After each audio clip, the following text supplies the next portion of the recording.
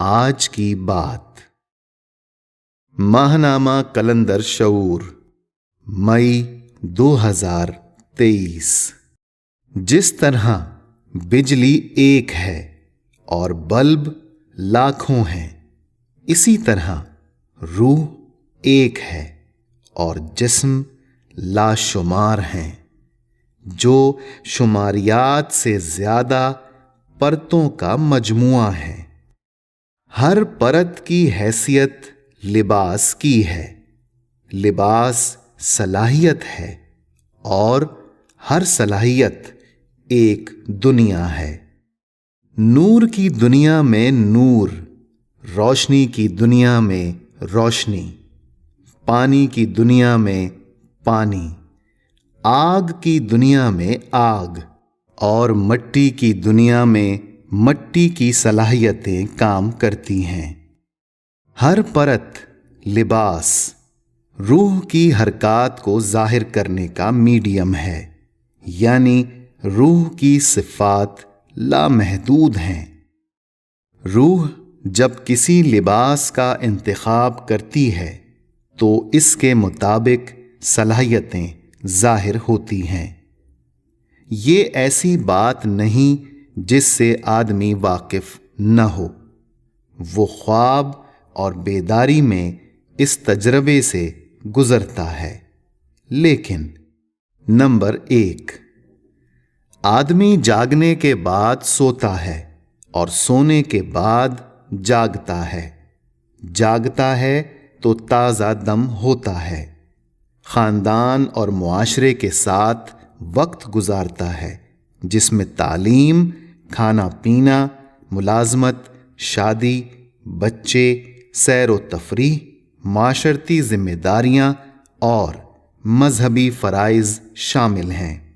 جب توانائی خرچ ہو کر اس سطح پر آ جاتی ہے جس کے بعد جاگنا محال ہے، تو مٹی کے اوپر نیند کا غلبہ ہو جاتا ہے۔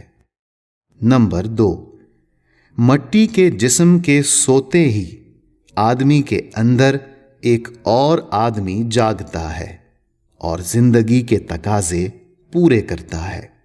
کھاتا پیتا ہے، چلتا پھرتا ہے، لکھتا پڑھتا ہے، دفتر میں کام کرتا ہے، خوش ہوتا ہے، روتا ہے، ڈرتا ہے، شادی کرتا ہے، بچے ہوتے ہیں، میلوں میل سفر کرتا ہے اور فرد کی حیثیت سے معاشرے سے واقف ہوتا ہے۔ زندگی کے تقاضے بیداری اور خواب دونوں میں یکساں ہیں اور تسکین کا طریقہ کار بھی ایک ہے، مگر وقت کے جس دورانیے میں تقاضوں کا مظاہرہ ہوتا ہے مختلف ہے۔ مٹی کی دنیا میں قدم قدم سپیس کی پابندی ہے، جبکہ خواب کی دنیا میں سپیس زیر بحث نہیں آتی۔ خیال کے ساتھ سفر ہوتا ہے۔ پیاس کا تقاضا ابھرتے ہی سیرابی ہو جاتی ہے، یعنی پیاس لگتے ہی پانی کا بندوبست ہوا اور پانی پی لیا۔ پانی پینے کے لیے محنت نہیں کی۔ وقت کے ناقابل تذکرہ یونٹ میں سیرابی ہو گئی۔ اس کے برعکس جب مٹی کی دنیا میں پیاس لگتی ہے تو پانی ہمارے پاس نہیں آتا۔ ہم قدم قدم چل کر پانی کے پاس جاتے ہیں اور گھونٹ گھونٹ پیتے ہیں۔ پیاس کی تسکین ہو جاتی ہے۔ بیت اللہ شریف کی زیارت اور روضہ رسول صلی اللہ علیہ وسلم پر حاضر ہونے کی خواہش سب کو ہے۔ وسائل کی دستیابی کے لیے مشقت زیر بحث ہے، جس میں پیسہ، وقت اور فاصلہ تینوں شامل ہیں۔ خواب کی دنیا میں یہ خواہش ناقابل تذکرہ وقت میں پوری ہو جاتی ہے اور ایک نہیں کئی مرتبہ یہ سعادت نصیب ہوتی ہے۔ جاگنے کے بعد خوشی سے سرشار ہو کر گھر والوں کو بتاتے ہیں کہ ہم نے خواب میں خود کو کہاں دیکھا۔ بلفاظ دیگر ہم تسلیم کرتے ہیں کہ خواب میں مقامات مقدسہ پر حاضر ہونے والا میں تھا اور مٹی کی دنیا میں جاگنے کے بعد اس کیفیت کو بیان کرنے والا بھی میں ہوں۔ قابل غور ہے کہ خواب کی دنیا میں داخل ہوتے وقت مٹی کا جسم بستر پر ہوتا ہے۔ اب روح اس لباس کو میڈیم بناتی ہے جو خواب کی دنیا کے عناصر سے بنا ہے اور وہاں کے ٹائم سپیس کے مطابق ہے۔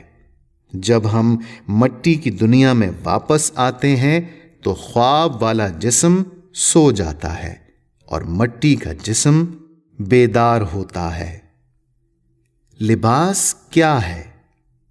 ریشم کا لباس ہو، اون کا یا کم خواب کا لباس دھاگے سے بنا ہے اور دھاگا مٹی ہے۔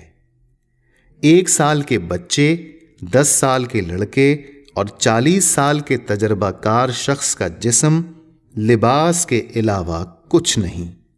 لباس پیدائش سے لے کر دنیا سے واپسی تک تبدیلی ہے۔ یہ گھٹتا اور بڑھتا ہے۔ گھٹنے اور بڑھنے والی شے کا ہر سطح پر الگ الگ نام مقرر ہے، جیسے دودھ پیتا بچہ، دوڑتا کھیلتا بچہ، گورا، کالا، سرخ یعنی رنگ بدلتا بچہ۔ مٹی کا لباس سپرم سے بنتا ہے۔ سپرم میں گھٹنے بڑھنے کی صلاحیت نہ ہو تو 1.5 فٹ کا بچہ 60 سال کا بوڑھا نہیں ہوگا۔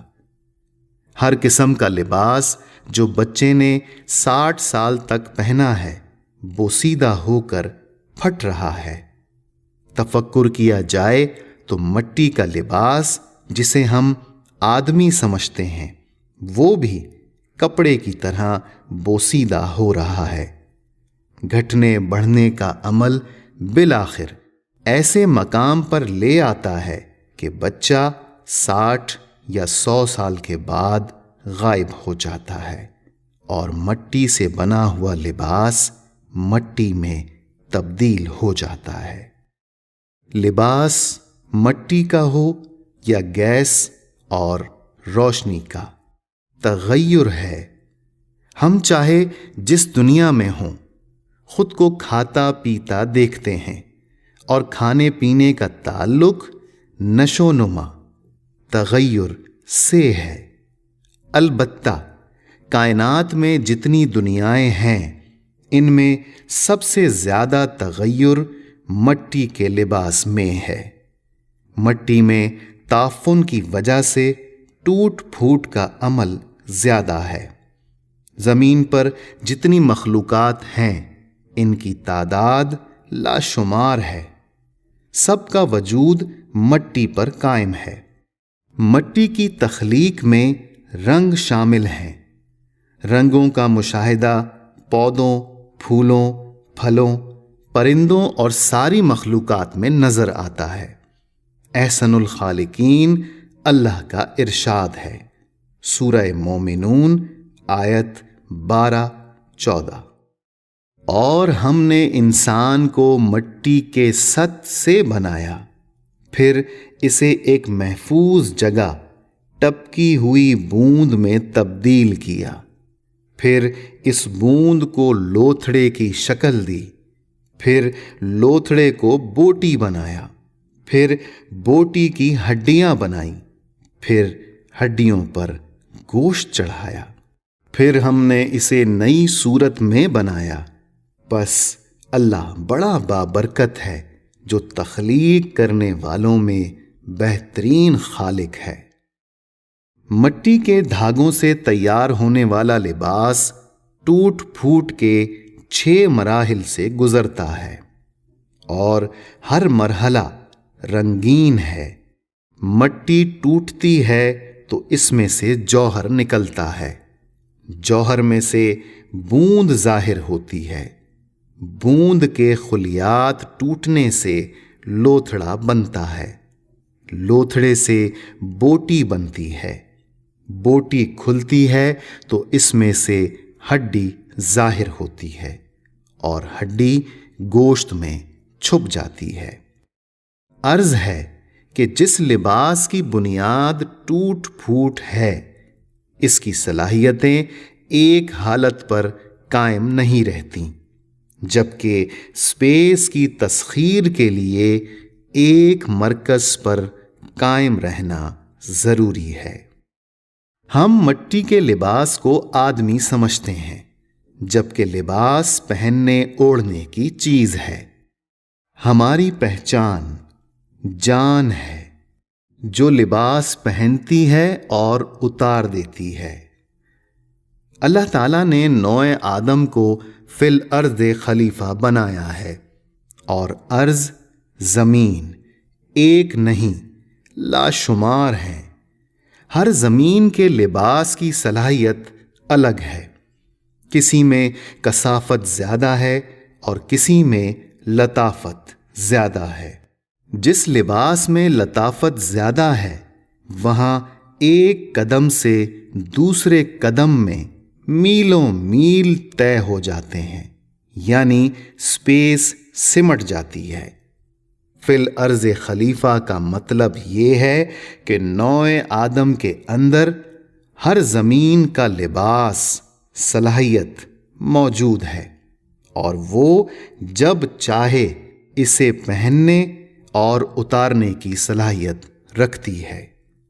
اس صلاحیت سے مستفید ہونے کے لیے فی الارض خلیفہ کے علوم جاننا ضروری ہیں۔ خالق کائنات اللہ کا ارشاد ہے، اور یہ لوگ آپ صلی اللہ علیہ وسلم سے روح کی بابت سوال کرتے ہیں۔ آپ صلی اللہ علیہ وسلم جواب دیجئے کہ روح میرے رب کے حکم سے ہے، اور تمہیں بہت ہی کم علم دیا گیا ہے۔ اللہ حافظ۔